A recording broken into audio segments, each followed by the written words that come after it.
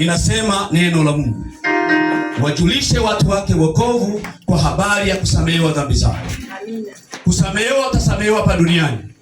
Ukishalala, ukishakufa, mambo ya kusamehewa hakuna. Hizo tunawafariji tu, tunawafariji. Yesu alisaidie sana. Huwa wakati mwingine mnafarijiwa tu kwamba ukishakufa tutakuombea. Amen. Wewe mchawi mkubwa, umekufa kwa uchawi wako, unitese mimi askofu nije nikuombee uende mbinguni? Una sehemu yako. Mwambie mwenzako una sehemu yako. Mwambie mwenzako una sehemu yako.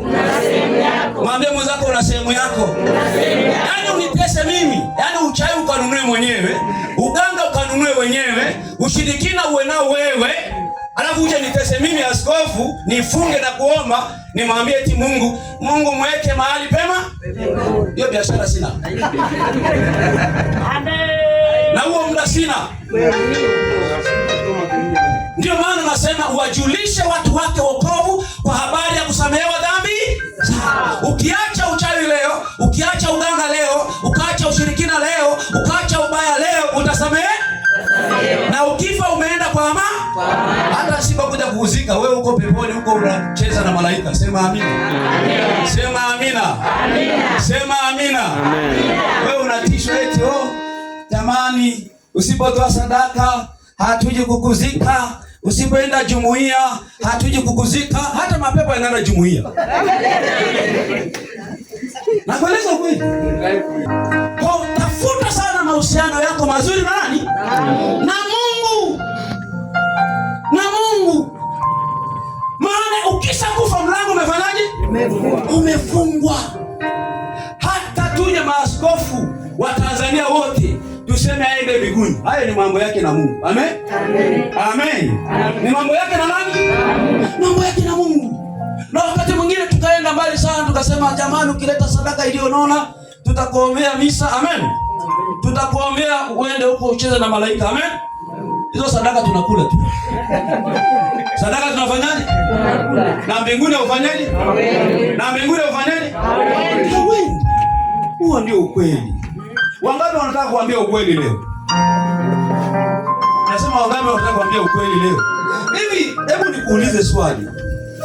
Nikuulize swali. Sema ehe. Sema ehe. Sema ehe. Ni baba uko hapa. Amen?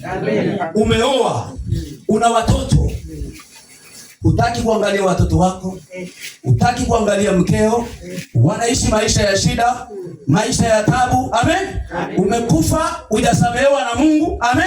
Alafu mimi nakuja eti Askofu Kimaro niseme eti aende mbinguni, akae kiti cha mbele. Inawezekana kweli? Msaidie mtu akiwa hapa duniani. Mueleze ukweli. Baba fulani kwa tabia hiyo utoboi. Mama fulani kwa tabia hiyo fanyaje? Kwa uchawi huo utamuona Mungu. Amen. Kwa uganga huo utamuona Mungu. Uone vichawi wanaongezeka. Ni kazi za watu.